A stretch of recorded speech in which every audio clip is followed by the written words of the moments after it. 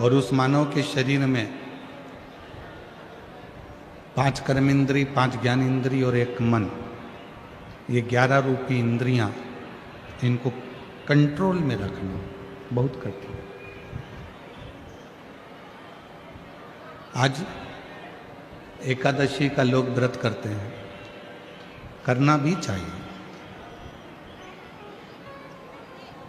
परम भगवदीय जीव एकादशी का व्रत करते हैं कि हम भोजन छोड़ देते हैं, हम ये नहीं खाएंगे, हमारी एकादशी है, हम ये नहीं खाएंगे, हमारी एकादशी है। पर शिव महापुराण की कथा कहती है कि एकादशी सफल कब होती है? जब आपकी 5 कर्मेंद्री, 5 ज्ञानेंद्री और 1 मन ये आपके कंट्रोल में हो, तो समझ लो कि एकादशी पूर्ण हो गई और एकादशी का फल आपको प्राप्त हो गया।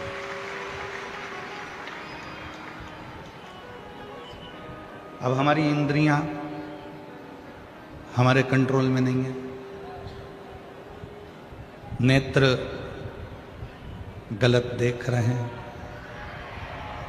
जिह्वा गलत बोल रही है, कान गलत सुन रहे हैं, श्रवण शक्ति गलत जगह जा रही है, नेत्र गलत जगह जा रही है, जिह्वा गलत बोल रही है।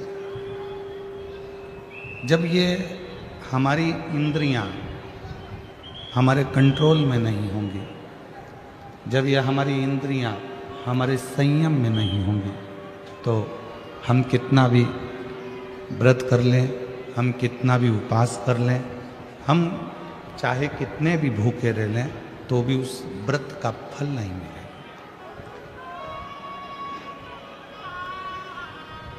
व्रत का फल कब मिलता है? जब हमारी इंद्रियां हमारे काबू में हो।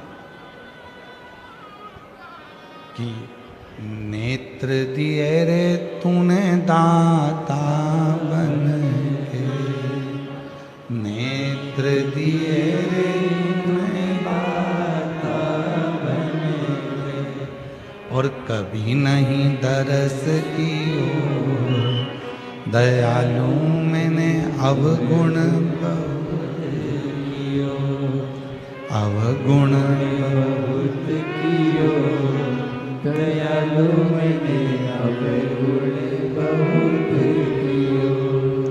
और मुख तो दिया रे तूने दाता बन के, मुख तो दिया रे तूने दाता बन के, कभी नहीं भजन कियो दयालु मैंने अवगुण बहुत कियो, कभी नहीं भजन कियो दयालु मैंने अवगुण बहुत कियो, अवगुण बहुत कियो दयालु मैंने अवगुण बहुत कियो। ये संसार सागर में आने के बाद यदि मैंने अपनी इंद्रियों को संयमित नहीं किया, संसार सागर में आने के बाद हमने अगर अपनी इंद्रियों को काबू में नहीं किया, तो फिर ये मानव का देह बेकार है, फिर ये मानव का देह बेकार। अगर हम अपनी इंद्रियों को काबू ना कर पाए, प्रेशर खोलो, प्रेशर नहीं आ रहा, अंदर भी नहीं आ रहा, बाहर भी नहीं आ रहा, अपनी इंद्रियों को काबू करा, तो समझो कि हमने एकादशी का व्रत किया। कई लोग प्रदोष का व्रत करते हैं, हम उनसे कहते हैं कि आपने अपने कितने दोषों को समाप्त कर दिया। प्रदोष का व्रत कब सफल है? जब आप अपने दोषों को समाप्त करो।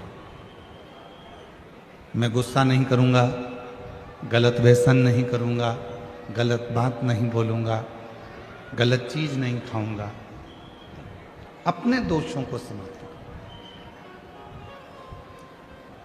और जब हम अपने दोषों को समाप्त करते हैं, जब हम अपने दोषों को बिल्कुल शून्य पर लाकर छोड़ देते हैं, तो समझो कि हमारा प्रदोष का व्रत सफल हुआ। तब समझें कि हमने प्रदोष का व्रत किया, हमारे भीतर के दोष समाप्त नहीं हो रहा है, और हम सोचें कि व्रत कर लें उससे भगवान राजी हो जाएगा, नहीं हो सकता। बोल बम का नारा है सारी समस्या का हल, श्री शिवाय श्री शिवाय।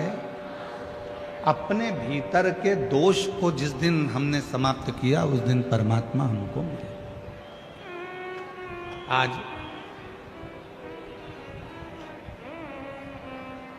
मां कर्माबाई की जयंती है। संपूर्ण देशवासियों को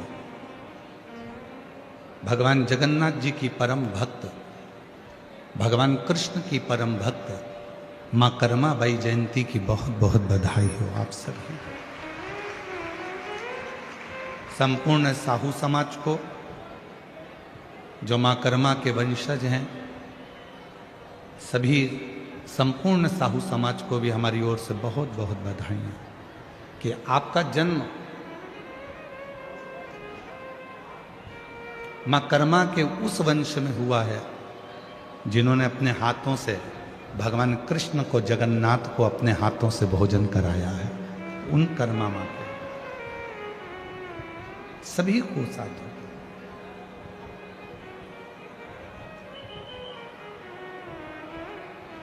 भक्ति, विश्वास, ये दो चीजें हैं।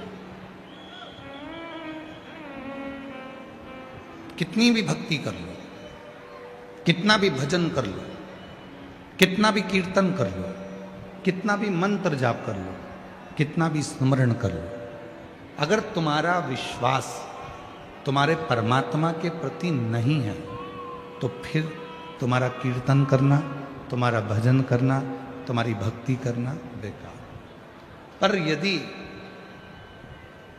तुमने विश्वास पूर्ण कर लिया, उसके ऊपर संपूर्ण अपना जीवन का भार सौंप दिया, फिर तुम कहीं जाओ ना जाओ, वो परमात्मा तुम्हें स्वीकार कर ले। आज से 25 साल पहले का एक टीवी पर एड चलता था। 25 साल पहले, 20 साल पहले आप लोगों ने भी बहुत टीवी पर नाटक देखे होंगे, चित्रहार देखा होगा, और बहुत सारी वीडियो आती थी, मूवियाँ आती थी, सब देखते थे अलग अलग चैनल पर। ईमानदारी से बोलना, आपने भी ये वाला सुबेरे सुबेरे श्री यंत्र बेचने वाले भी टीवी पर ऐड देते थे, बोलो सही है कि गलत है?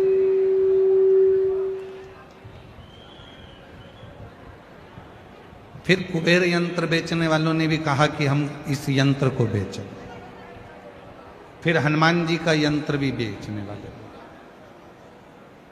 हम हनुमान जी का यंत्र बेचें। पहले टीवी पर बहुत सारे यंत्र बिकते थे, अलग अलग यंत्र बताए जाते थे। वास्तु शांति का यंत्र है, कुबेर का यंत्र है, लक्ष्मी का यंत्र है, ग्रह दोष निवारण यंत्र है, सारे यंत्र बिकते थे। और उसको लेने के लिए किसी दुकान पर नहीं जाना पड़ता था, आपके यहाँ ऑनलाइन वो यंत्र घर पर आ जाते थे, उसको लेने नहीं जाना है। आपने टीवी पर ऐड देखा, मोबाइल पर, फोन पर बात करी, हमको ये यंत्र चाहिए, और वो यंत्र तुम्हारे यहां आ जाता।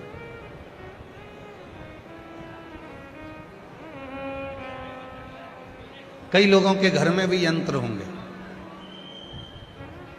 कई लोगों ने पूर्व में वो उन यंत्रों को बुलवाया भी होगा। पर एक निवेदन है, घर में श्री यंत्र रखो, घर में कुबेर यंत्र रखो, घर में ग्रह दोष निवारण यंत्र रखो, घर में वास्तु दोष निवारण यंत्र रखो, घर में तुम चाहो जितने यंत्र रखो, वो यंत्र कब काम करेंगे? वो यंत्र कब काम करते हैं? जब तुम्हारे यहां षड्यंत्र ना हो। जिस घर में षड्यंत्र होता है उस घर में यंत्र भी काम नहीं।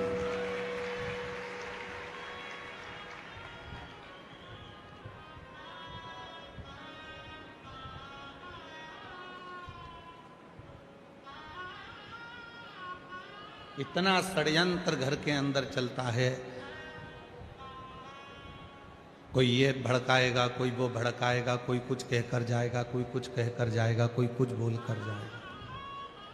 भाई भाई में षड्यंत्र चल रहा है, बहन भाई में षड्यंत्र चल रहा है, बहू सास में षड्यंत्र चल रहा है, देवरानी जेठानी में षड्यंत्र चल रहा है, पड़ोसी अड़ोसी धड़ोसी सब में षड्यंत्र चल रहा है। अब ईमानदारी से बोलो, इतने षड्यंत्र यदि घर में इतने षड्यंत्र चलेंगे तो कोई यंत्र तुम्हारे यहां काम करेगा? अरे बोलो तो जम के, नहीं कर सकते। षड्यंत्र घर में चलना बंद हो जाए, बहू सास का षड्यंत्र चलना बंद हो जाए, ननंद भाभी का षड्यंत्र चलना बंद हो जाए, बेटी माँ का षड्यंत्र चलना बंद हो जाए, बाप बेटे का षड्यंत्र चलना बंद हो जाए, भाई भाई का षड्यंत्र चलना बंद हो जाए, रिश्तेदारों का एक दूसरे के प्रति षड्यंत्र चलना बंद हो जाए। जो ये षड्यंत्र चलता है तो कोई यंत्र भी काम नहीं करता। यंत्र कब काम करेगा? जब आप षड्यंत्र से दूर हो।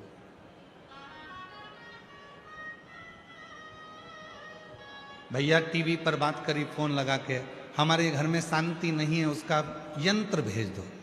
उसने ग्रह शांति का यंत्र भेजा, पर ग्रह शांति का यंत्र काम ही नहीं कर रहा, क्योंकि षड्यंत्र इतना ज्यादा हो रहा है। उधर से फोन आता है वो अपनी माँ को भड़का देते हैं, उधर से फोन आता है वो अपनी सास को भड़का देते हैं, उधर से फोन आता है वो अपनी बहू को भड़का देते हैं, उधर से फोन आता है वो अपनी बेटी को भड़का देते हैं।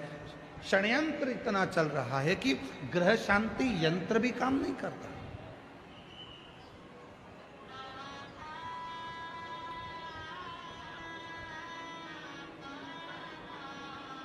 वो ग्रह शांति यंत्र भी काम नहीं करेगा अगर षड्यंत्र है। फिर किसी ने कहा कि महाराज जी हमारे घर में वास्तु दोष हो गया। वास्तु दोष हो गया, तुमने इधर की सीढ़ी तोड़वा कर उधर सीढ़ी लगवाई, तुमने दुकान बदल कर देख ली, तुमने घर बदल कर देख लिया, तुमने रिश्तेदार बदल कर देख लिए, तुमने घर की दिशा बदल कर देख ली, तुमने सोने का पलंग बदल कर देख लिया, तुमने रसोई घर बदल कर देख लिया। शिव पुराण कहती है जब तुमने सब कुछ बदल कर देख लिया और तो भी वास्तु दोष शांत नहीं हो रहा, तो अपने आप को थोड़ा सा बदलना प्रारंभ करो, तुम्हारा ग्रह का दोष और वास्तु दोष अपने आप शांत हो। हम बदल नहीं रहे, हम बदल नहीं पा रहे, अपने आप को नहीं बदल रहे। सास कहती है मैं नहीं बदलूंगी, बहू कहती है मैं नहीं बदलूंगी, बेटा कहता है मैं नहीं बदलूंगा, बाप कहता है मैं नहीं बदलूंगा। बदलेगा कौन? सीवर वाला महाराज बदलेगा कौन? बदलना तुमको पड़ेगा अपने घर को सही करने के लिए, श्रेष्ठ करने के लिए। अपने घर का सुख देखना चाहते हो तो अपने आप को बदलो, अपने आप। चंद्रमौली चंद्रशेखर चंद्रेश्वर चंद्रशेखर शिव महापुराण की कथा भूसावल में चल रही है। चंद्रशेखर सीखो, चंद्रशेखर शिव महापुराण की कथा से थोड़ा सा सीखिए कि चंद्रदेव सबको बदलना चाहते हैं। चंद्रदेव कहते हैं मेरी जो 27 पत्नियां हैं वो मेरे अनुकूल चले, और चंद्रदेव की 26 पत्नियां कह रही हैं कि आप हमारे अनुकूल तो चलो थोड़ा सा। दूसरे को झुकाने से पहले अपने आप को झुकना पड़ेगा।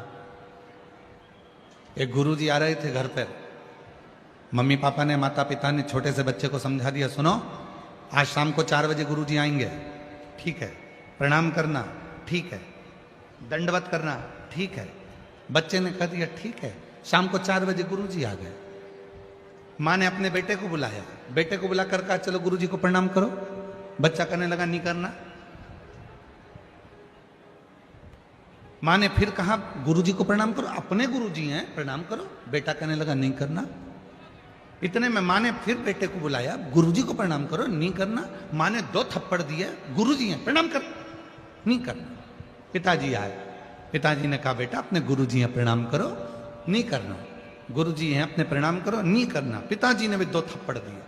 इतने में गुरुजी ने कहा क्यों मार रहे हो? माता पिता बोले ये प्रणाम नहीं कर रहा। गुरुजी बोला नहीं कर रहा तो मत करने दो, तुम दोनों तो करो, तुम दोनों तो प्रणाम करो। और जैसे ही माता पिता ने झुककर प्रणाम करा, इतने में बच्चे ने साष्टांग दंडवत कर लिया।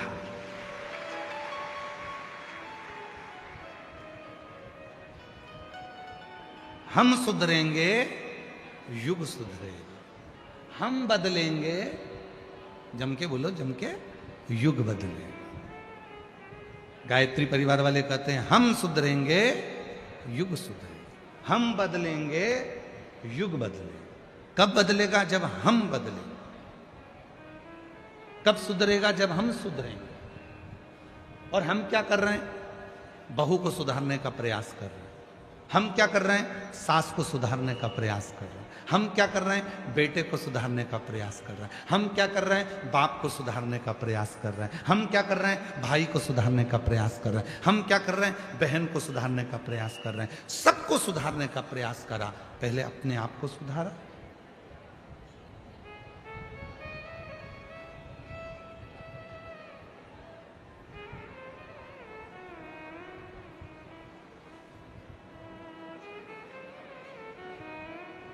एक प्रवचन देना सरल है, पर प्रवचन देने वाले को भी प्रवचन अपनी जिंदगी में उतारना कठिन है।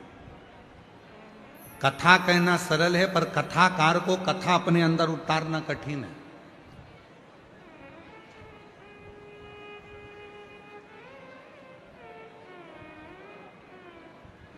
आज के जमाने में ढेर सारे कथाकार मिल जाएंगे, आपको कथा भी कहते हैं, पर वो कथा अपने जीवन में उतारते कितनी है?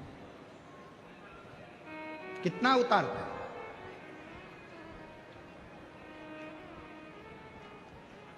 शिव पुराण का ट्रेंड चल रहा है तो शिव पुराण वाचना चालू कर दो।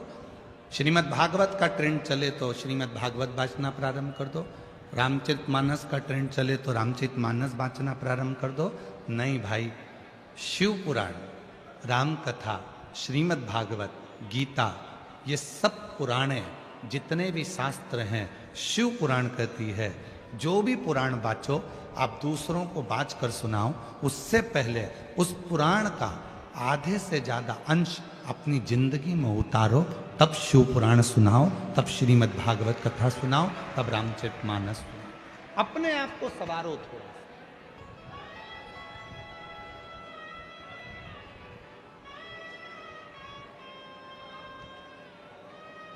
कितना सुंदर प्रसंग है। एक पंडित जी कथा सुनाने गए। कथा में वो बोल रहे थे कि भव सागर से पार उतरना है तो भगवान शिव का नाम लेना पड़ेगा। नमः शिवाय जपो, श्री शिवाय नमस्तुभ्यम बोलो, ओम नमः शिवाय जपो, पार उतर जाओ। 3 महिलाओं ने बात सुन ली और तीनों महिला सिर पे अपनी माखन की मटकी, दूध की मटकी लेकर दूसरे गांव में दूध बेचने जाती थी। बीच में नदी पड़ती थी। तीनों महिला रोज नाव वाले को बुलाती थी, नाव वाले को थोड़ा सा पैसा देती और उस पार उतर कर दूध बेचकर आ जाती। तीनों महिलाओं ने नाव वाले को बुलाया। इतने में एक महिला ने कहा कि अभी गुरुजी के मुख से सुना था, भव सागर से पार उतरना है तो भगवान का नाम लो। जब भगवान का नाम लेकर भव सागर से पार उतर सकते हैं तो फिर ये छोटी सी नदी है, नाव से क्या पार करना। इसलिए नाव वाले से बोल दो नाव वापिस ले जाए।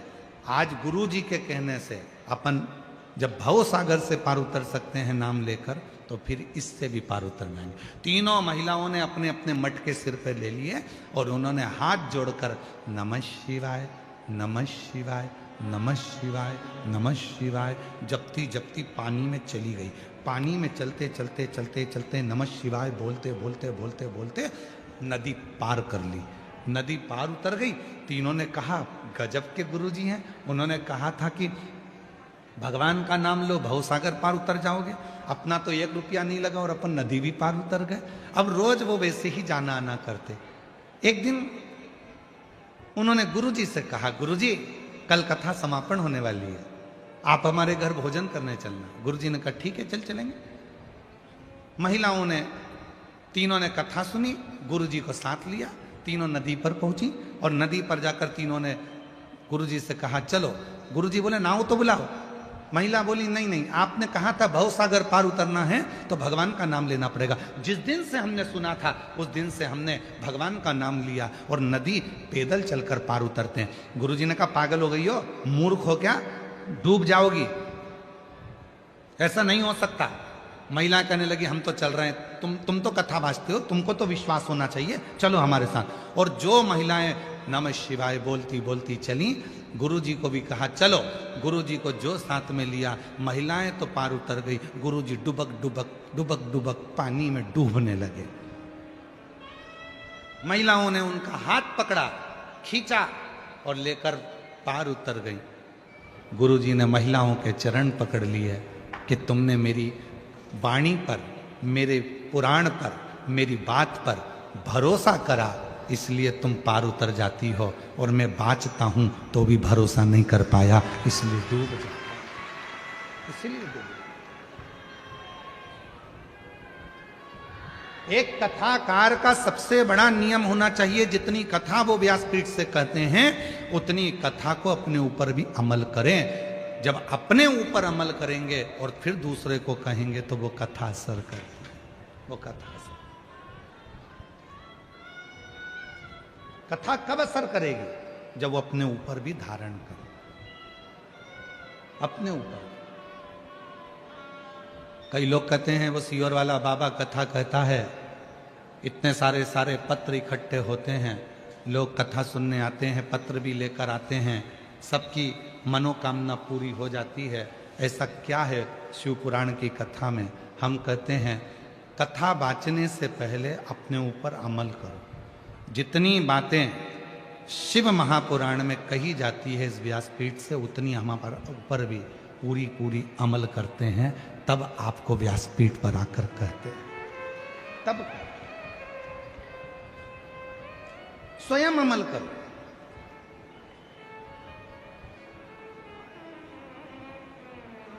शिव पुराण कहती है बीच की बेलपत्र पर शहद लगाकर शंकर जी को लगाकर एग्जाम देने जाओ।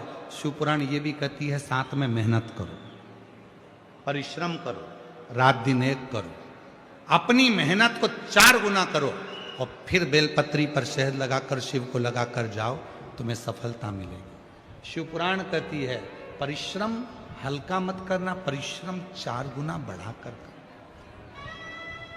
शिव पुराण का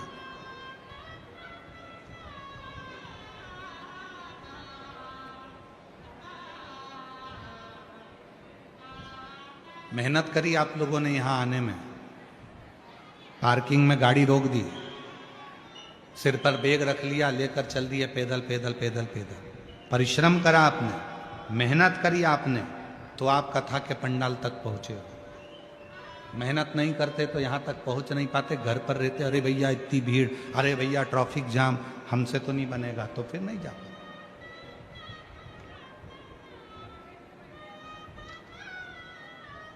वैष्णो देवी कौन कौन गया है? सब गए? रखो। सप्तशृंगी माता के मंदिर कौन कौन गया है? सब गए? रखो। जब माता सप्तशृंगी के मंदिर पर जाते हैं, सीढ़ियां चढ़ते हैं, धीरे धीरे बढ़ते हैं, तो लोग चिल्ला कर पूछते हैं लोगों से, भैया कितना है? चलते जाओ।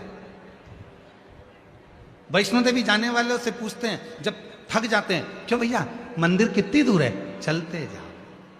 फिर पीछे से आवाज आती है, चलते जाओ, मत घबराओ, चलते जाओ, मत घबराओ, चलते जाओ, मत घबराओ। हमारे सनातन धर्म के जितने मंदिर हैं, देवालय हैं, शिवालय हैं, माँ आद्यशक्ति दुर्गा भवानी के जितने स्थान हैं, चाहे वैष्णो देवी हो, चाहे मैहर हो, चाहे सलकनपुर हो, देवास की टेकरी हो, चाहे सप्तशृंगी माता हो, चाहे विंध्याचल की माता हो, जितने भी माता के मंदिर हैं, हम चढ़ते जाते हैं, ऊपर की ओर बढ़ते जाते हैं और कहते जाते हैं भैया कितनी दूर है, चलते जाओ मत घबराओ, चलते जाओ मत घबराओ, चलते जाओ मत घबराओ।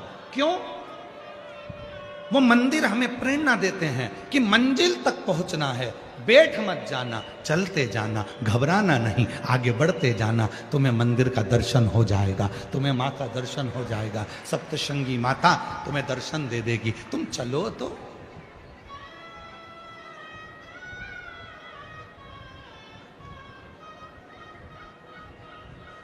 नूतन वर्ष आ रहा है,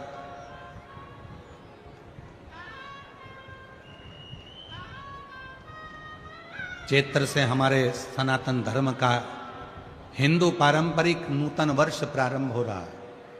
आप सभी को, देशवासियों को, हमारे नूतन संवत्सर की, नूतन वर्ष की संपूर्ण देशवासियों को बहुत बहुत बधाई, गुड़ी पड़वा। नूतन वर्ष आ रहा है। ऐसे वर्ष आते भी रहते हैं, जाते भी रहते हैं, आते रहते हैं, जाते रहते हैं।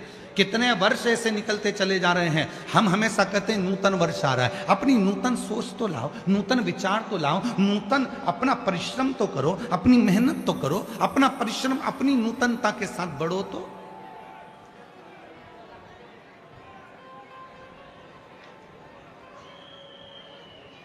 चलते जाओ मत घबराओ, चलते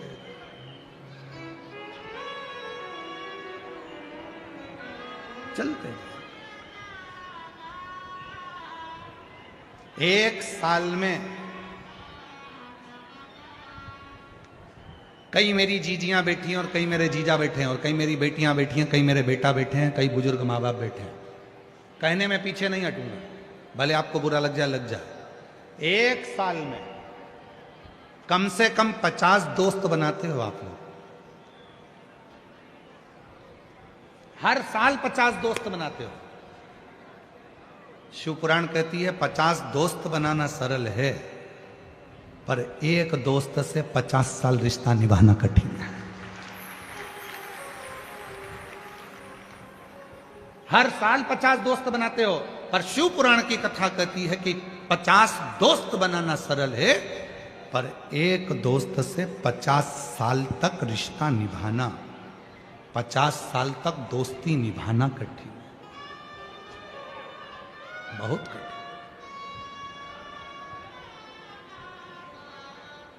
आजकल एक नया काम चालू हो गया, शादी की सालगिरह 25वीं, क्या बोलते हैं उसको, क्या बोलते हैं, सिल्वर जुबली।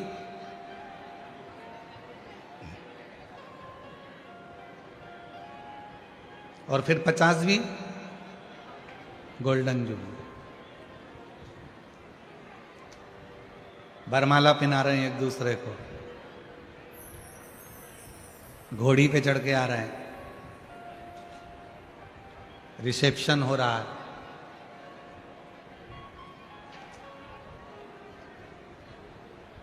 हमारे एक यजमान है सीहोर में, श्री राजेंद्र जी अग्रवाल, ब्यावरा वाले, उनकी शादी की सालगिरह थी 50।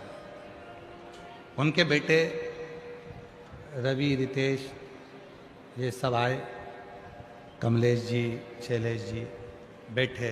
उन्होंने कहा गुरु जी, हमारे काका जी की, ये रवि रितेश की पिताजी की शादी की सालगिरह है 50वीं, गोल्डन जुबली। हमने कहा बहुत बढ़िया, आपको बधाई है, 50 साल शादी के हो गए। कहा हमारा मन है कि हम इसको इस तरह से मनाएं, शादी के फंक्शन जैसा। हमने कहा शादी के फंक्शन तो पूर्व में हो चुके हैं, अब मनाना है तो कहीं भगवान की कथा कराकर, कहीं भगवान का भजन कराकर, कहीं भगवान का स्मरण कराकर, कहीं रुक्मणी मंगल कराकर, कहीं कृष्ण मंगल की लीलाएं गाकर, फिर आप अपनी शादी की सालगिरह मनाएं। फिर उन्होंने वैसी की वैसी ही मनाई, रुक्मणी मंगल कथा रखी, भगवत भजन रखा, स्मरण रखा, और वैसी ही मनाओ। बच्चों का जन्मदिन भी मनाओ, हम मना नहीं करेंगे, हैप्पी बर्थडे टू यू, हमारी तरफ से तुम्हें बधाई हो। शादी की सालगिरह भी मनाओ, मना नहीं है। सिल्वर जुबली, गोल्डन जुबली, तुम्हारी जो जो जुबली और चुगली जो भी है तुम सब मनाओ, मना नहीं है।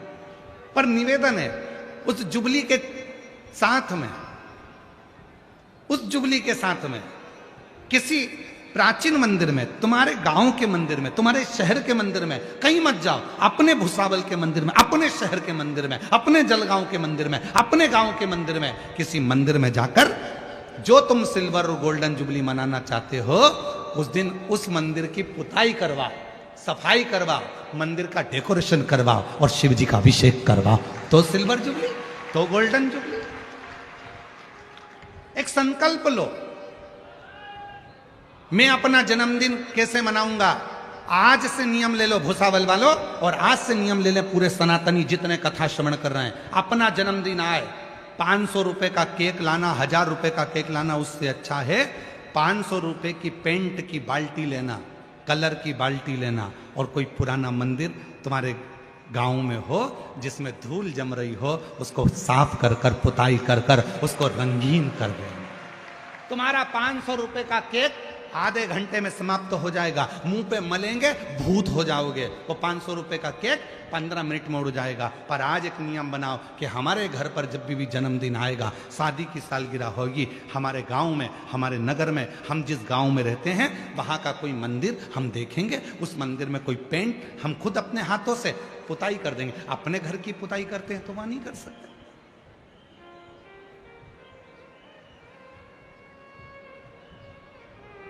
सफाई का भी एक दृष्टांत, एक कथा है बहुत अच्छी, देखो।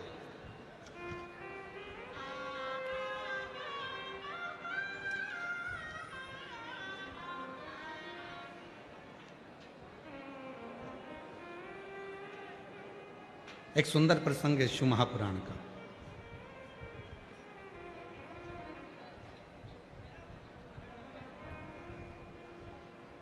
लिंग पुराण में ये वर्णन आता है, बड़े सुंदर प्रसंग को सुनिए। एक गांव में रहने वाला एक व्यक्ति था,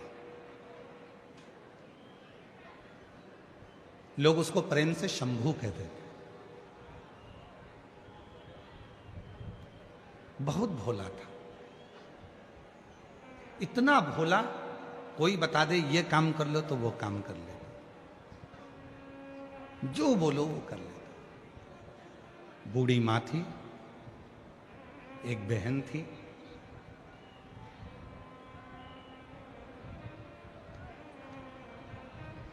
मां को वो काम पर नहीं जाने देता, बहन को वो काम पर नहीं जाने देता, खुद काम करता।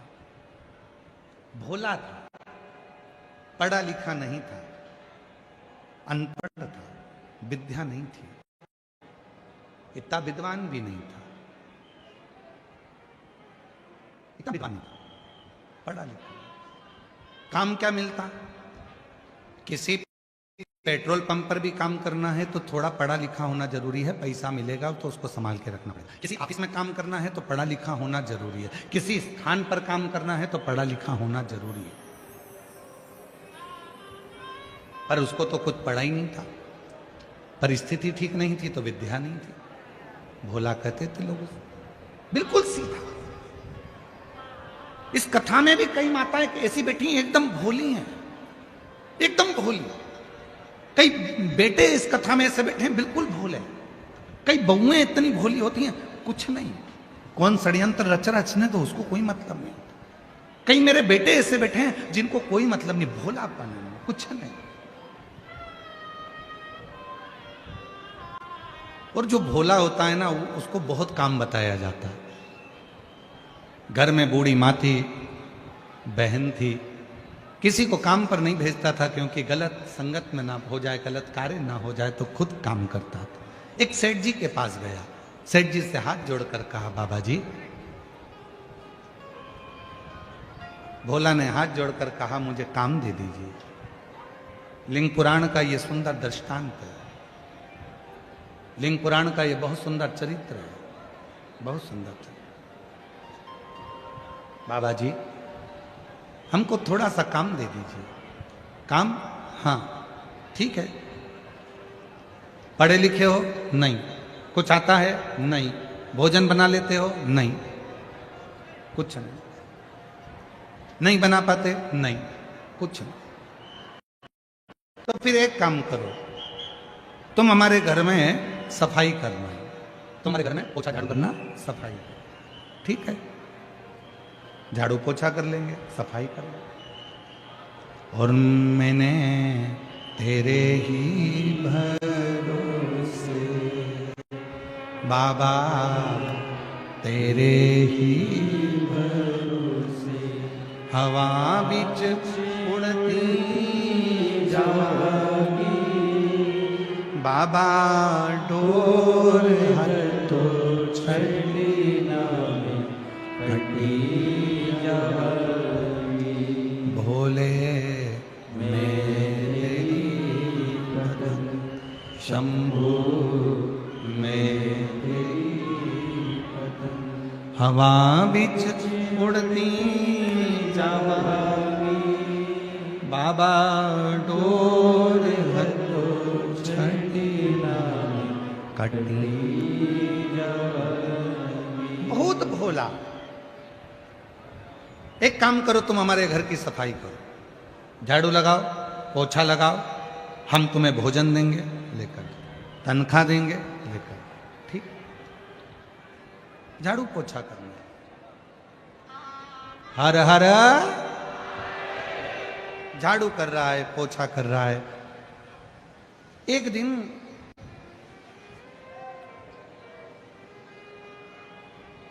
शिव मंदिर के सामने से निकल कर जा रहा था। शिव पुराण का बड़ा सुंदर संवाद है, थोड़ा ध्यान लगाकर सुनना इसको। कहते हैं शिव भक्त की कथा सुनने में स्वयं शिव ही आनंद देते हैं, इसीलिए थोड़ा सावधानी से सुनिए। शिव मंदिर के सामने से निकलकर जा रहा था। मंदिर में देखा बहुत कचरा है, बहुत सारी गंदगी हो रही है, लोग चढ़ाकर फूल चढ़े जाते हैं, पानी इधर उधर ढुल जाते हैं, सफाई नहीं करता। वो भोला मंदिर में चले गया, सेठ जी के यहां जाने से पहले वहां सफाई करी, फिर गया।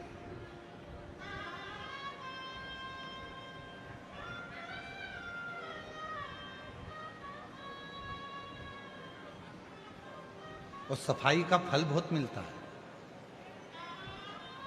शिव मंदिर में दीप जलाने का, शिव मंदिर में सफाई करने का, शिव मंदिर में बुआरी लगाने का, झाड़ू लगाने का, शिव मंदिर में जल भर कर रखने का, शिव मंदिर में एक लोटा जल चढ़ाने का, शिव मंदिर में शंकर जी की चढ़ी हुई बेलपत्र उठाकर धोकर वापिस शिव को चढ़ाने का बहुत फल मिलता है, बहुत फल।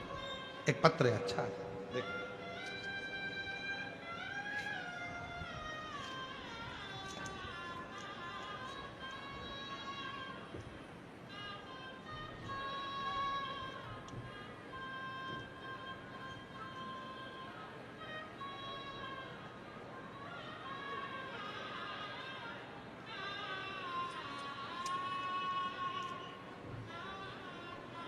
मैं संजय पंडरीनाथ किरोचे, मैं शाहपुर जिला बुरहानपुर का निवासी हूँ। मेरा मोबाइल नंबर ये है, कहीं बैठे हों तो आ सकते हैं। मेरा बेटा रुपेश संजय किरोचे, उसकी तबीयत 26/1/2026 को अचानक से खराब हो गई थी। उसको सावदा ले गए, वहाँ सावदा के डॉक्टरों ने देखा कि फिर डॉक्टर ने संभाजी नगर औरंगाबाद ले जाने को बोला। बाबा, मेरा बेटा 18 दिन तक वेंटिलेटर पर रहा, उसके छाती में गठान हो गई थी। बाबा, कथा में जो शिवरात्रि का उपाय बताते हो, मंदिर में सफाई करने का बोलते हो, झाड़ू लगाने का बोलते हो, मैं नहीं जानता था कि झाड़ू लगाने से, पोछा लगाने से, मंदिर में जल चढ़ाने से क्या होता है। जब मेरा बेटा वेंटिलेटर पर पड़ गया, छाती में एक गांठ हो गई, डॉक्टर के हिसाब से वेंटिलेटर से उतरना कठिन था, पर केवल आपके प्रवचन में सुना था कि मंदिर की सफाई कर दो, झाड़ू लगा दो, तो हमारी जिंदगी की बहुत सारी उलझनें साफ हो जाती हैं। मुझे नहीं मालूम रात्रि के 12 बज रहे थे। हॉस्पिटल के साइड में एक मंदिर था, उस मंदिर में बहुत सारा कचरा था। मैंने सब कचरे को अपने गमछे में, गमछा मतलब एक कंधे पर रखने वाला अंगोछा, उसमें रख लिया। सारा कचरा उठाकर ले जाकर मैंने एक कोने में डाल दिया। जितने दिन तक बेटा वेंटिलेटर पर था उतने दिन, 3 दिन तक लगातार मैं यही करता रहा। चौथे दिन डॉक्टर ने कहा तुम्हारे बेटे के जो हार्ट में गठान थी फेफड़ों में वो गल चुकी है और अब तुम्हारा बेटा पूरा ठीक हो चुका। डॉक्टर अपना काम कर रहे थे, तुम अपना काम कर रहे थे। एक पत्र और देखो, बड़ा सुंदर।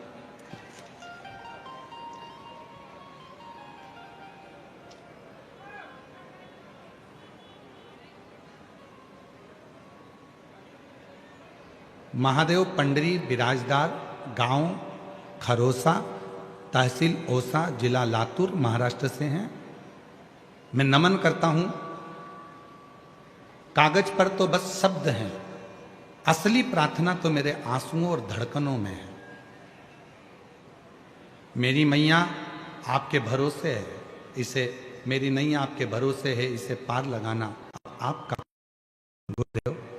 शिव भोलेनाथ मेरा बेटा नरसिंह राव महादेव बिराजदार 30/4/2024 से इंडियन आर्मी का एग्जाम दे रहा है पर क्लियर नहीं होता।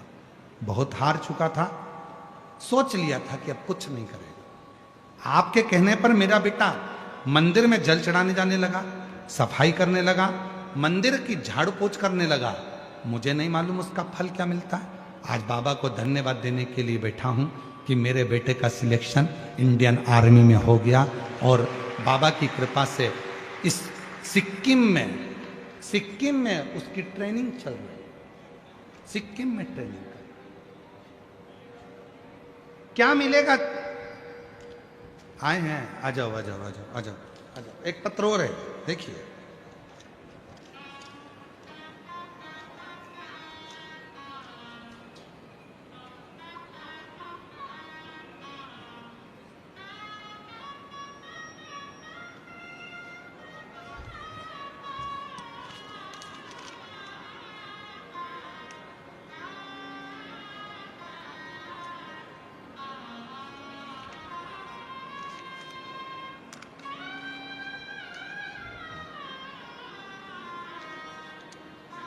मैं राधा रमेश सानप, मेरा मोबाइल नंबर ये है, मैं जलगांव की निवासी हूँ। 2020 से मुझे 4थी स्टेज का, 4th स्टेज का ब्रेन कैंसर हुआ। स्टेज देखिएगा कौन सा है ब्रेन कैंसर का, 4था। आप ही हैं, आ जाओ, आ जाइए, आ जाओ। 4th स्टेज का कैंसर 2020 में हुआ। डॉक्टर ने कह दिया कि अंतिम समय है, ले जाओ। ब्रेन का कैंसर बहुत कठिन, ठीक हो नहीं सकते। नासिक के अस्पताल में ले गए, वहां डॉक्टरों को दिखाया, इलाज करवाया, पर डॉक्टर ने कह दिया मुश्किल है, उम्मीद बहुत कम है, उम्मीद बहुत कम है, ये ले जाओ। तब मेरी देवरानी ने बताया कि सियोर वाला बाबा कथा सुनाता है, कथा सुनने में बड़ी बड़ी बीमारी भी ठीक हो जाती है। सियोर वाला बाबा कथा कहता है और कथा सुनने में बड़ी बड़ी बीमारी ठीक हो जाती है। गुरुदेव, मैंने कथा सुनी, हर रोज मंदिर में जाके 1 लोटा जल चढ़ाती रही। दवाएं अपना काम करती हैं और आप कहते हो दुआ अपना काम करती है। बाबा, डॉक्टर ने तो 15 दिन दिए थे, आज मैं 2020 से अभी तक कैंसर को हराकर शिव की भक्ति करती हूं। कैंसर को हराकर शिव की भक्ति करती हूं। ऐसा चमत्कार, अटूट विश्वास किसी ने मेरे गांव के लोगों ने नहीं देखा, जो मुझे देखकर कहते हैं कि गजब, शिव के जल का इतना महत्व है, शिव की पूजन का इतना महत्व। एक पत्र और है,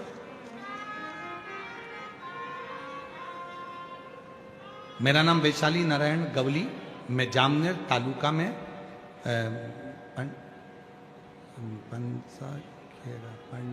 पंठास खेड़ा गांव से हूँ।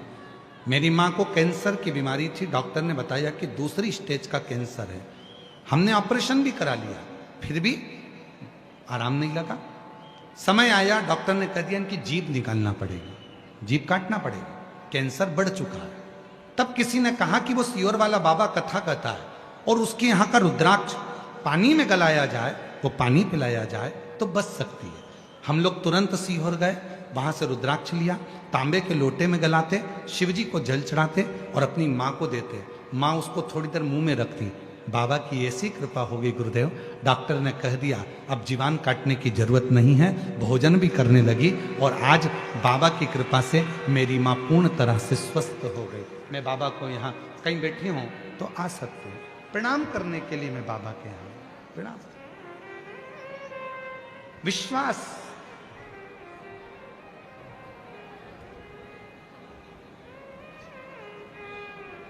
जो जैसी भावना, बोलो बोलो, आप भी बोलो, सब बोलो, जितने बैठे हो, बाहर बैठे, अंदर बैठे, जहां बैठे, छाता लगा कर बैठे, दुकानों में बैठे, चाहे गाड़ियों में बैठे, सब बोलो, जो जैसी भावना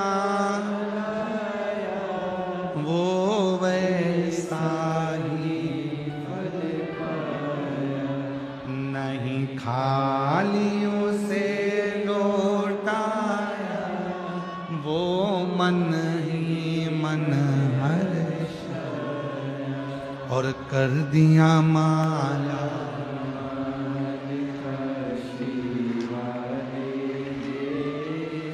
लुटा दिया।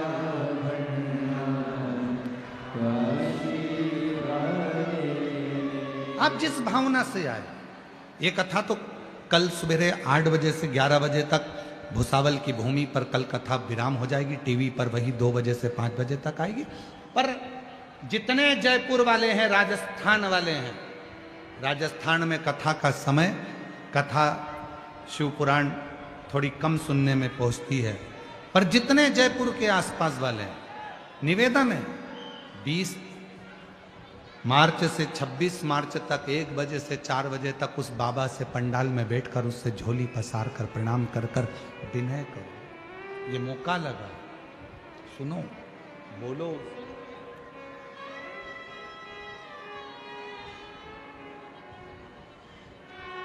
किससे? ऐसे दयालु नाथ से रिश्ता बनाए, ऐसे दयालु नाथ से रिश्ता बनाए। कैंसर से जीती है, एक बार जोरदार ताली बजाओ। 4th स्टेज से 2020 से लड़ रही है और शिव का पहुंच गई सीहोर कुबरेश्वर धाम और वहां का रुद्राक्ष लेकर आ गई। उसी रुद्राक्ष का जल शिव जी को चढ़ाकर पीना चालू कर दिया, मुख में रख लेती और 4th स्टेज के कैंसर को हराकर बाबा की प्रार्थना। शिव तक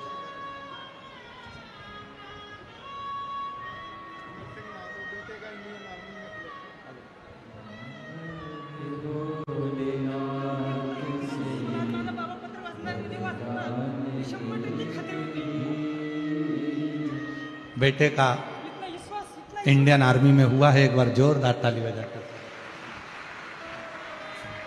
एक ये बेटे को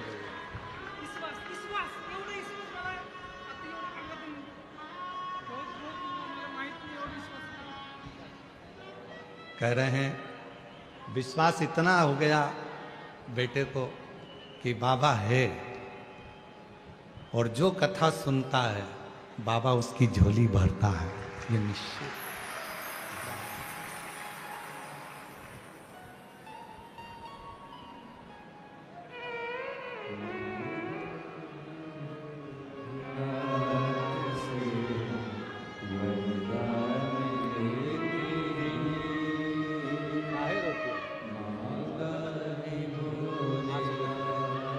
आंसू पोछो, रोते नहीं, अच्छा खुश खुश जाओ, आंसू पोछो।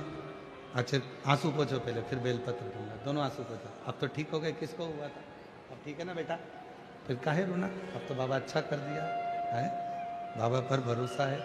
कैंसर को हराई है और लगातार शिव के मंदिर जाकर नासिक में कह दिया था कि अब इसको घर ले जाओ, ठीक नहीं हो सकता, पर शिव की कृपा से आज बाबा को प्रणाम करने आई है। जोरदार ताली बजाओ।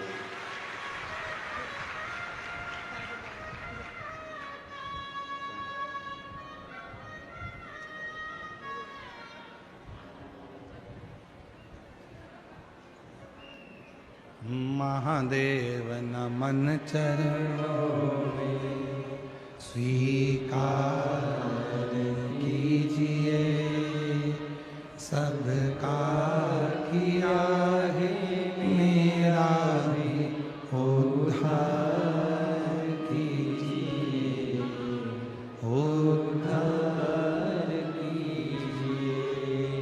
हे त्रिपुरधारी, हे त्रिशूलधारी, हे त्रिशूलधारी, हे त्रिशूलधारी। चरणों में तेरे बाबा जी पावन है चारों धाम। चरणों में तेरे बाबा जी पावन है चारों धाम। तेरी देव करते वंदना पूजे सीताराम। तेरी देव करते वंदना पूजे सीताराम।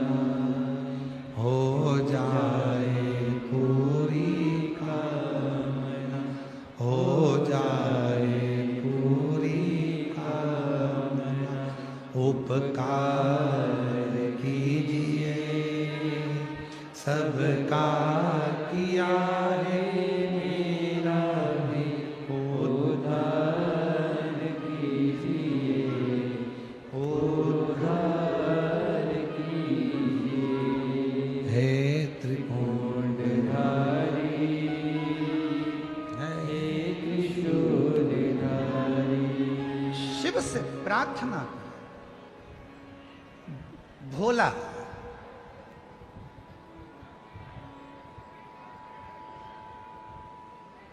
शंभू बहुत सारा, उसने देखा कि मंदिर में बहुत कचरा है, मंदिर में बहुत सारा थोड़ा गंदा हो रहा है। उसने सफाई कर गया, फिर अपने सेठ जी के यहाँ सफाई करने।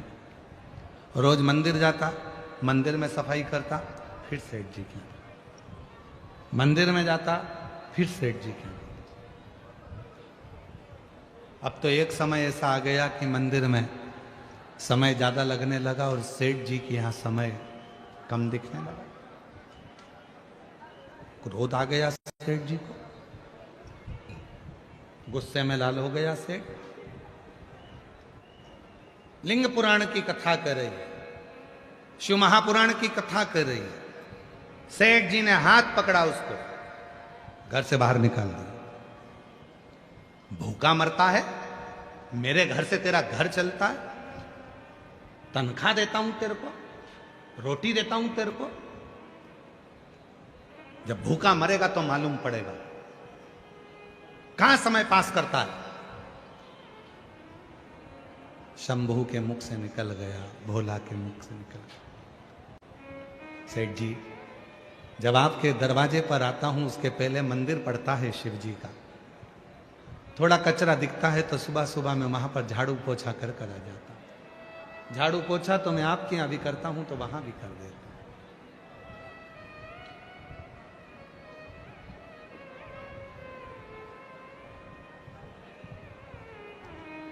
सेठ जी ने कहा, तनख्वाह देता है मंदिर में कोई?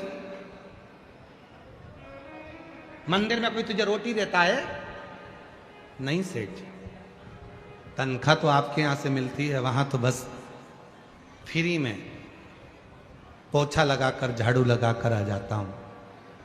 जब वहां कोई मंदिर में तनख्वाह नहीं देता, तुझे कुछ नहीं देता, तो झाड़ू पोछा क्यों करता है? कल से मंदिर गया तो यहां मत आना, काम पूरा कर। उसने हाथ जोड़कर कहा, सेठ जी ठीक है। दूसरा दिन फिर हुआ, उसका मन नहीं माना, मंदिर में थोड़ा और जल्दी उठकर चले गए। अब सेठ जी का भी काम करता है, वहां का भी काम करता है। एक दिन सेठ जी ने देख लिया, मंदिर जाना नहीं छोड़ा, चले जाता है, मक्कारी करता है मेरे यहां की। और सेठ जी ने धक्के मारकर निकाल दिया। शंभू भोला आज घर पर गया, भूखी थी मां बहन, आज कुछ लाए नहीं शंभू? नहीं। भोला कुछ लाया नहीं? नहीं। क्यों? सेठ जी ने काम से निकाल दिया। क्यों? मंदिर जाता था, झाड़ू पोछा कर देता था, फिर सेठ जी के यहाँ चले जाता था, सेठ जी को अच्छा नहीं। अब क्या करेगा? भोला के मुख से निकल गया, सेठ जी के यहाँ करता था तो सेठ जी तनख्वाह देते थे, शंकर जी के यहाँ करता हूं तो शंकर जी तनख्वाह देंगे। तनख्वाह शिव देगा, तनख्वाह और कोई नहीं देगा, मेरा शिव देगा। तुम्हें लगता है कि हम किसी दुकान पर काम करते हैं तो वो हमको तनख्वाह देता होगा, पर जो भगवान शंकर के मंदिर में एक लोटा जल चढ़ाना प्रारंभ कर देता है, जो श्री शिवाय नमस्तुभ्यम बोलना प्रारंभ कर देता है, जिसके दरवाजे पर श्री शिवाय नमस्तुभ्यम लिखा होता है, उसकी तनख्वाह स्वयं महादेव देना प्रारंभ कर देते हैं। शिव देते।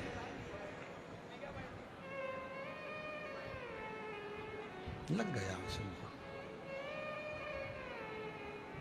जब से तेरा गुलाम हो गया, तब से मेरा भी नाम हो गया। जब से तेरा गुलाम हो गया, तब से मेरा भी नाम हो गया। वरना औकात क्या थी मेरी, सबसे बढ़िया है सबसे बड़ी भोले बाबा तेरी नौकरी, सबसे बढ़िया है सबसे तेरे दरवाजे की चाकरी, सबसे बढ़िया है सबसे। उसकी नौकरी करो। एक लोटा जल चढ़ा रहे, नौकरी है उसकी। शिव मंदिर में जा रहे, नौकरी है उसकी। झाड़ू लगा रहे, नौकरी है उसकी। वो हाथ में आकर पैसा नहीं देगा पर तेरी विपदा को काट देगा। वो हाथ में आकर तनख्वाह नहीं देगा पर तेरी आने वाली विपदा को, तेरे आने वाले दुख को समाप्त कर देगा। वो भले तेरे अकाउंट में पैसा नहीं देगा, याद रखना, दूसरे के यहां नौकरी कर रहे हो तो तुम्हारे बैंक का बैलेंस बढ़ रहा है, पर शिव के दरवाजे की नौकरी कर रहे हो तो तुम्हारी आनंद का बैलेंस बढ़ रहा है। आनंद का वो हाथ में नहीं देगा पर दुख की घड़ी में वो आकर खड़ा हो जाए। दुख तकलीफ की घड़ी में वो आकर खड़ा हो।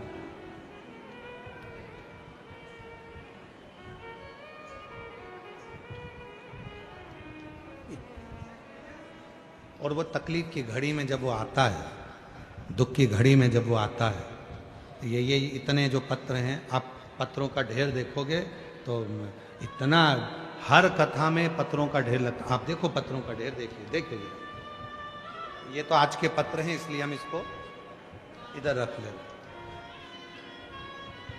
पत्र दो जरा। और बहुत सारे पत्र तो हम पढ़ ही नहीं पाते। पत्र लाइए।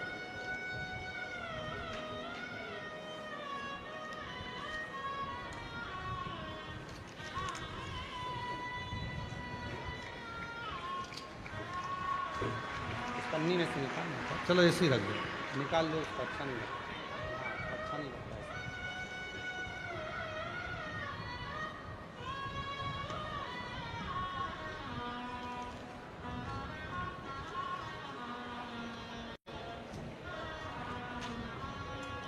तो एक जन ही खड़े पकड़ के, एक जन यहीं खड़े रहे पकड़ के।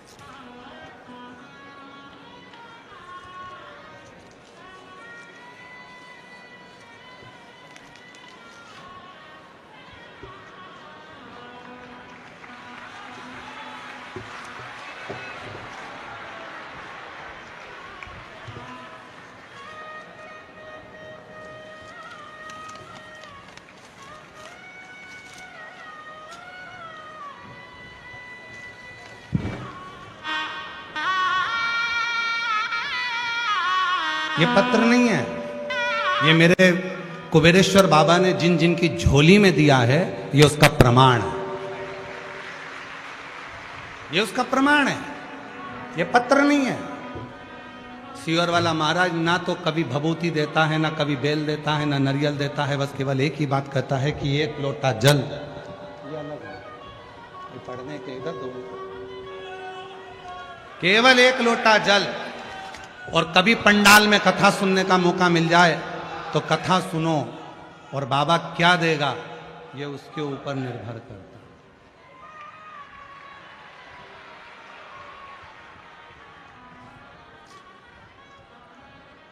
ये पत्र है, और ये पत्र नहीं, ये विश्वास है शिव का, शिव भक्तों का।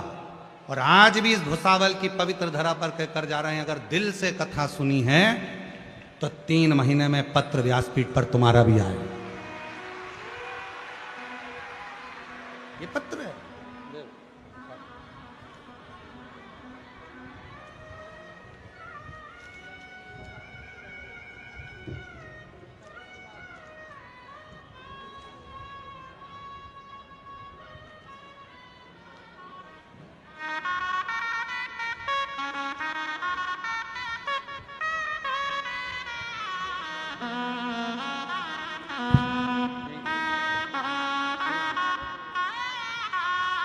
महापुराण की कथा रहेगी।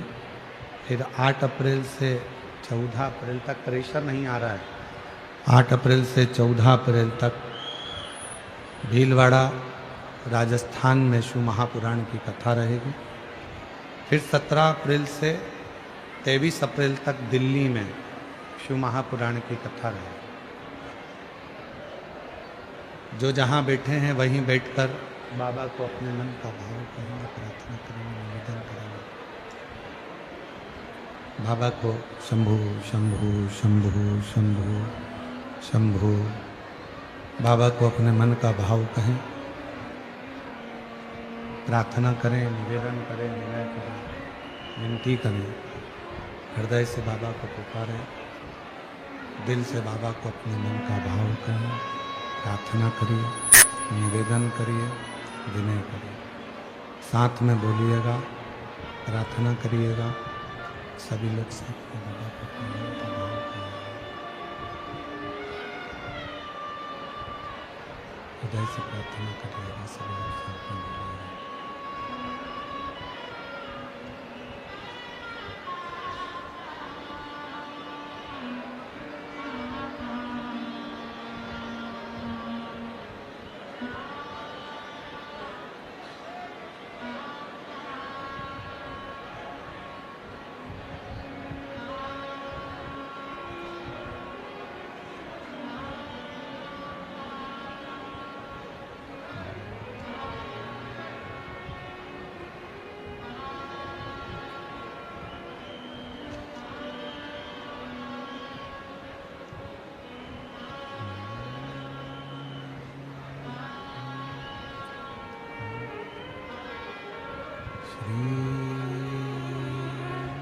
शिवाय नमस्तु श्री शिवाय नमस्तु श्री शिवाय नमस्तु श्री शिवाय नमस्तुभ्यं श्री शिवाय नमस्तुभ्यं भोला सब दुख काटो ओ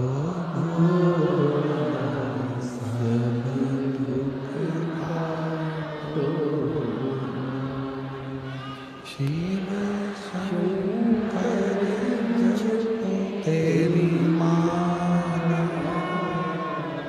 भोले बाबा जपो तेरी माला भोला सब दुख काटो ओ भोला सब दुख काटो वेश मंगलकारी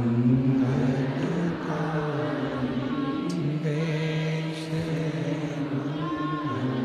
मंगलकारी शमशान वासी हमारा शमशान वासी हमारा ओ भोला सब दुख काटो ओ भोला सब दुख काटो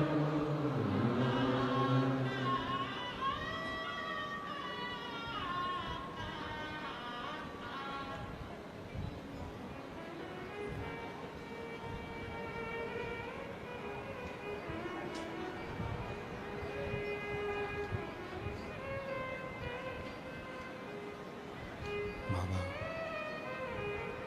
देवादिदेव महादेव भगवान ऋषि वरदानी त्रिकालदर्शी कैलाशी अविनाशी भगवान शंकर की पवित्र कथा कर रहे हैं। शिव महापुराण की कथा वर्णन कर रहे हैं। भगवान देवादिदेव महादेव का पवित्र चरित्र कर रहा है, शिव तत्व कर रहा है, बाबा की पवित्र कथा कर रहे हैं, शिव महापुराण की कथा वर्णन कर रहे हैं। भोला शंभू शिव जी के मंदिर पे झाड़ू पोछा करने लगा। भगवान शंकर के मंदिर पे झाड़ू लगाने लगा, पोछा करने लगा।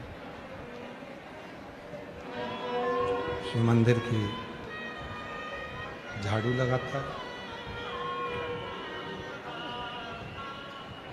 ठीक है बेटा।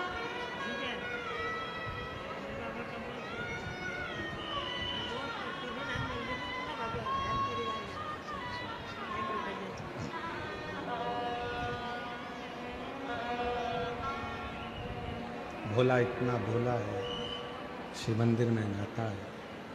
भगवान शंकर के मंदिर में नित्य झाड़ू, नित्य पोछा, नित्य सेवा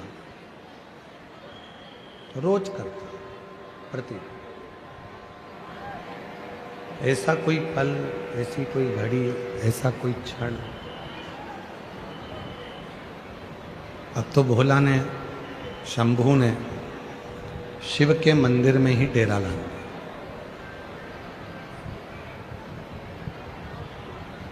बहन एक दिन पूछी अपने भाई से, भैया तू काम क्या करता है? तो भाई ने कहा कि सेठ जी के यहाँ से तो मुझे निकाल दिया गया है, अब मैं सेठ के यहाँ तो काम नहीं करता, पर शिव जी के मंदिर में जाता हूँ। भगवान देवादिदेव महादेव के मंदिर में जाकर, भगवान शंकर के मंदिर में जाकर उनकी झाड़ू पोछा करता हूँ। शिव के मंदिर में जाता हूँ, वहीं पर जाकर कुछ सेवा करता हूँ। तो अब भोजन कौन देगा? पेट कौन भरेगा? कौन हमको खाने को देगा, कौन हमको तनख्वाह देगा, कौन हमको अन्न देगा, कौन देगा? भोला के मुख से निकल गया, जिसने जन्म दिया है उसने सारी व्यवस्था कर कर हमको यहां रखा है, सारी व्यवस्था।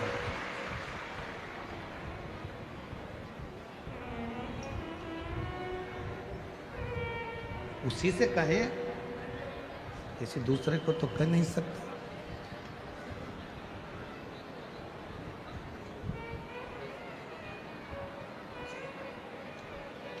मेरा तू ही तो हमदर्द है, जिसे हर दर्द कहता हूँ। मेरा तू ही तो हमदर्द है, जिसे हर दर्द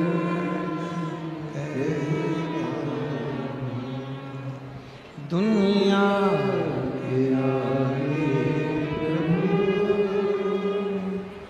चुपचाप, दुनिया के आगे प्रभु चुपचाप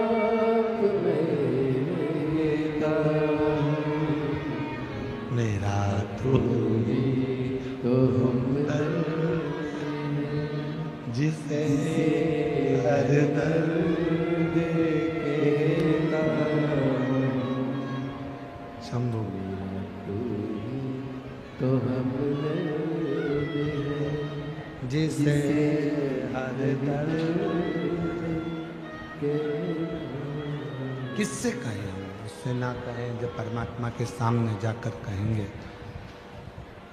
दुनिया के लोगों को लगता है कि शिवजी को एक लोटा जल चढ़ाना, मंदिर जाना,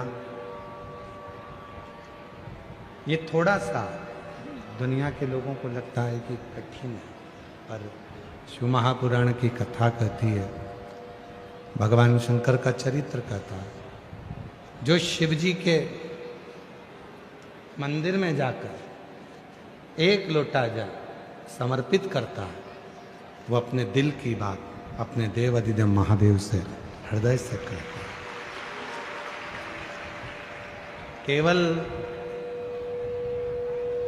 जल जल नहीं है, एक लोटा जल सारी समस्या का हल है। केवल जल नहीं है, ये तुम्हारा कल बदलेगा। केवल जल नहीं है, तुम्हारा आने वाला कल, शिव को चढ़ाया गया जल एक दिन आने वाला कल बदलेगा जो, और उस दिन तुमको समझ में आएगा कि हमने भगवान को एक लोटा जल चढ़ाया तो उसका फल कितना फल है,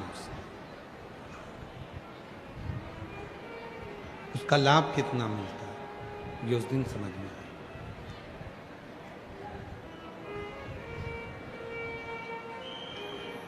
भोला शिव जी के मंदिर में सफाई करता है, झाड़ू लगाता है, सेवा करता है।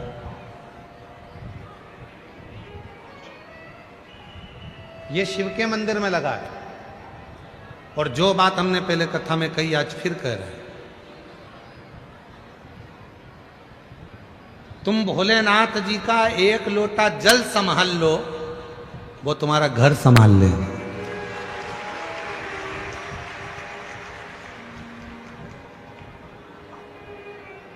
तुम एक लोटा जल संभाल लो, तुम बाबा का एक लोटा जल संभालो, बस उसके मंदिर जाना चालू कर दो, वो तुम्हारा घर संभाल लो।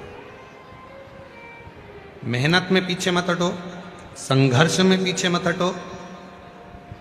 ताने देने वाले ताना देते रहेंगे, अपशब्द करने वाले अपशब्द कहते रहेंगे, गाली देने वाले गाली देते रहेंगे, आड़ा टेढ़ा बोलने वाला आड़ा टेढ़ा बोलता रहेगा, और तुम अपना कर्म करते हो। पीछे मत हटो। मेरे शिव ने, भोला ने मंदिर संभाला, शिव जी ने उसका घर संभाला। 4 दिन के भूखे थे माँ और बहन। जब 4 दिन की भूखी माँ और बहन सोच रही है, विचार रही है कि भाई तो शिव जी के मंदिर में लग गया, हमारा भोजन कौन है? और प्रभु आपकी कृपा से सब काम हो रहा है, भोले आपकी कृपा से सब काम हो रहा है। करते हो भोले बाबा मेरा नाम हो रहा है, करते हो भोले बाबा मेरा नाम हो रहा है, भोले आपकी कृपा से सब काम हो रहा है। आपको लगता है आप कर रहे हो, तुम एक लोटा जल चढ़ाना प्रारंभ करो, श्री शिवाय नमस्तुभ्यम बोलना प्रारंभ करो, शिव के मंदिर जाना चालू करो, शिव पुराण की कथा श्रवण करना प्रारंभ करो, बाकी की व्यवस्था वो करेगा। मेहनत करो, परिश्रम करो, फिर उसके हाथ में छोड़ो।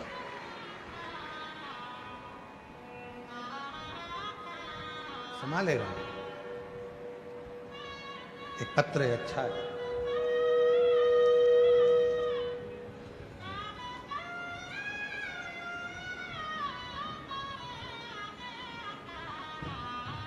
मैं सो मालती बाई सुतार, रसलपुर तहसील रावेर जिला जलगांव, मेरा मोबाइल नंबर ये है।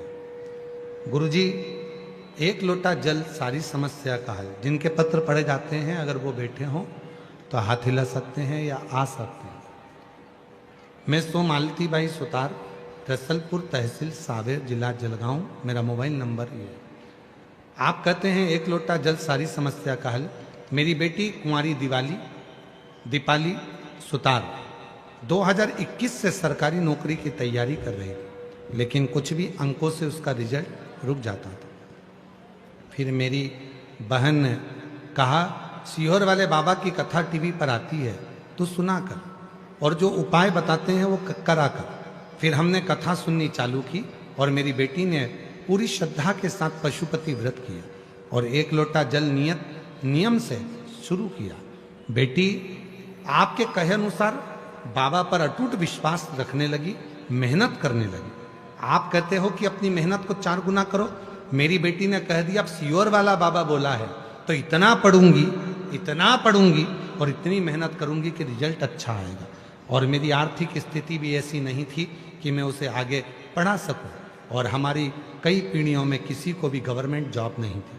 पर भोले बाबा की ऐसी कृपा हो गई कि 26/7/2024 को पटवारी के पद पर मेरी बेटी का सिलेक्शन हो गया।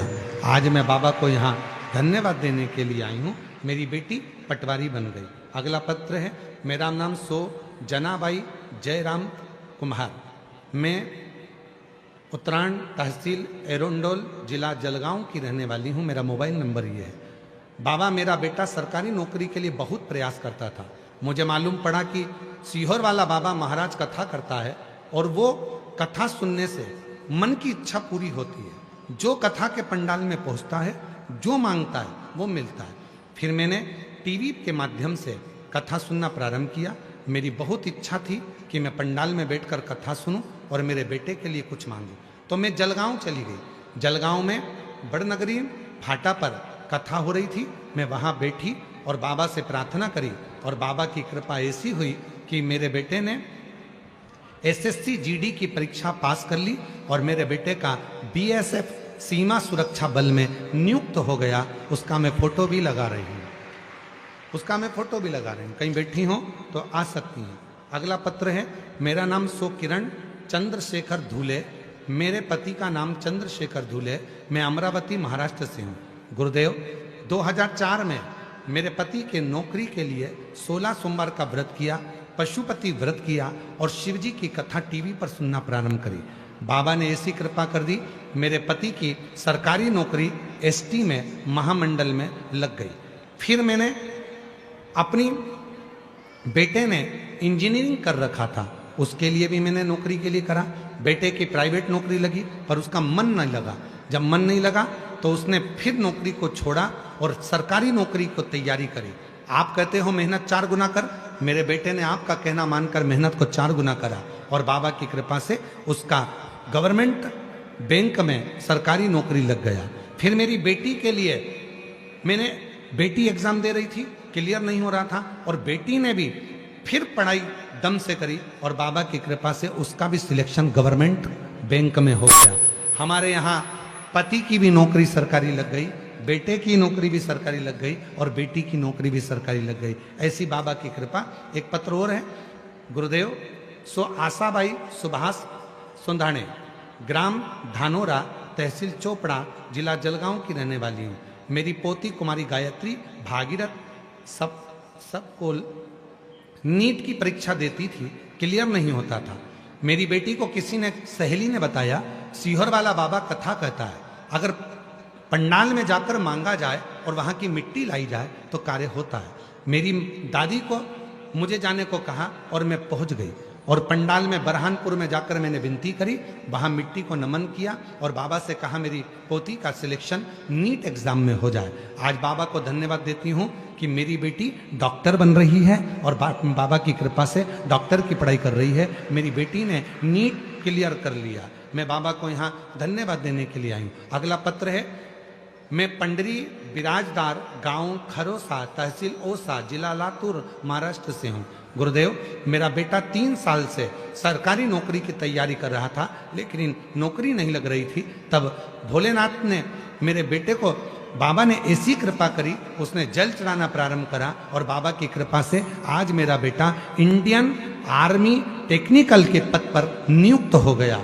मैं बाबा को यहाँ प्रणाम करने के लिए आई हूँ। ऐसे ढेर पत्र शिव के हैं, ढेर पत्र।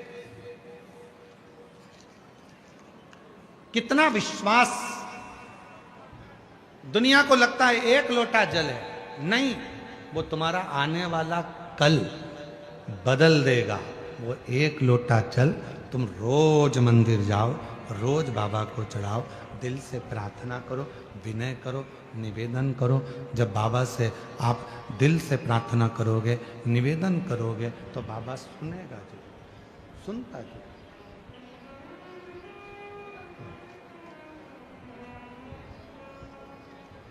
सुनेगा जरूर। मेरा तू ही तो हमदर्द है जिसे हर दर्द कहता हूँ। मेरा तू ही तो हमदर्द है जिसे हर दर्द।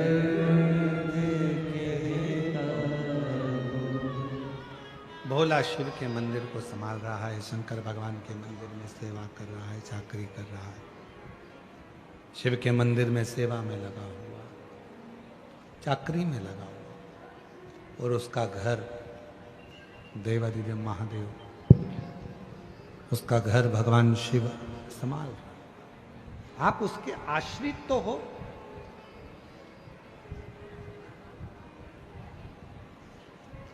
कहना सरल है, हम तो बाबा के भरोसे चलते हैं,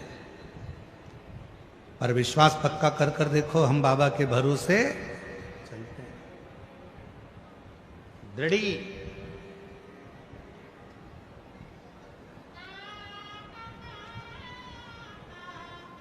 पूर्ण भरोसा।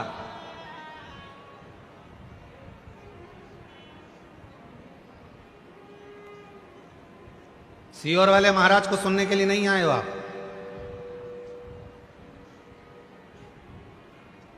आप उस देवादिदेव महादेव से बात करने के लिए आए।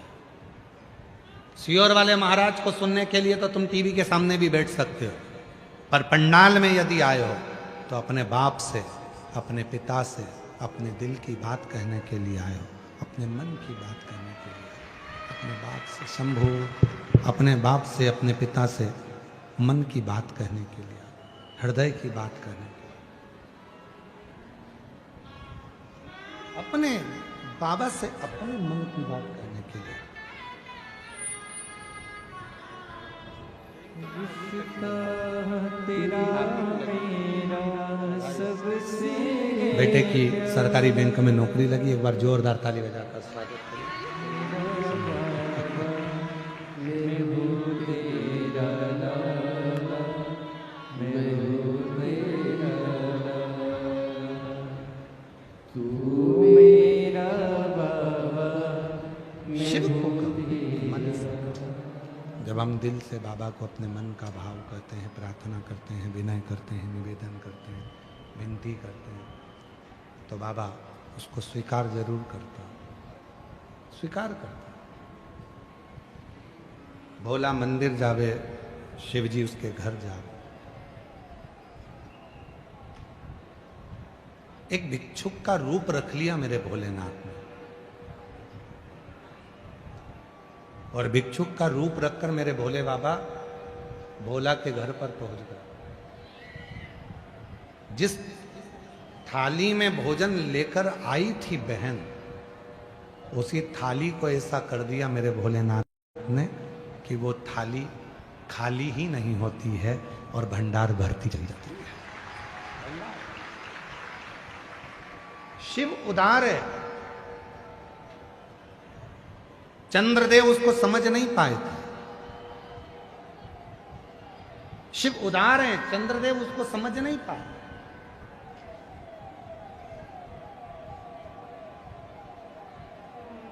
और केवल चंद्रदेव ने भगवान शिव का अपमान नहीं करा, शिव जी का अपमान करा चंद्रदेव ने, तो शिव ने स्वीकार कर लिया, कोई बात नहीं, अपमान हुआ है, कोई बात नहीं, कोई बात नहीं।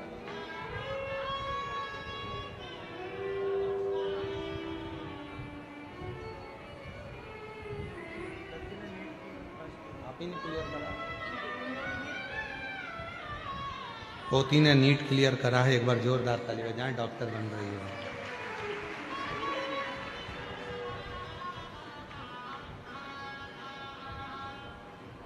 चंद्रदेव शिवजी का अपमान करे भरी सभा में, तो भगवान शंकर ने फिर भी स्वीकार किया, कोई बात नहीं है, अपमान किया है, कोई दिक्कत नहीं है, हो गया। पर एक समय ऐसा आया,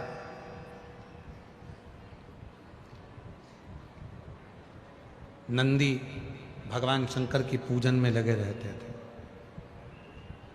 नंदी भगवान शंकर की आराधना में, साधना में लगे रहते थे, और चंद्रदेव उनको देखकर हंसते थे।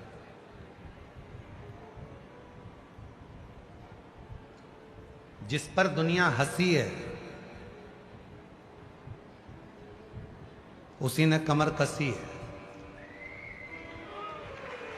उसी ने कमर कसी है। जिस पर दुनिया हंसी है, लोग कहें तो तेरा ऐसा हो ही नहीं सकता, तो भरोसे से कहो मैं मेहनत करूंगा और करके बताऊंगा ये होगा।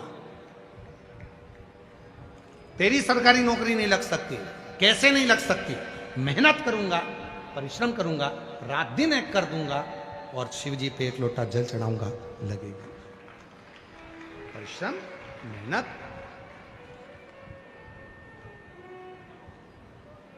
नंदी पर हंसते थे, खूब हंसते थे, नंदी पर हंसा करते चंद्रदेव। और चंद्रदेव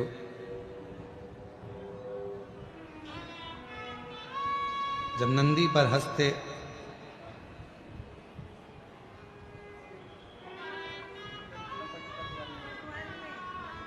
बेटी पटवारी बनी है, एक बार जोरदार ताली बजाकर स्वागत करिए। एक बेटी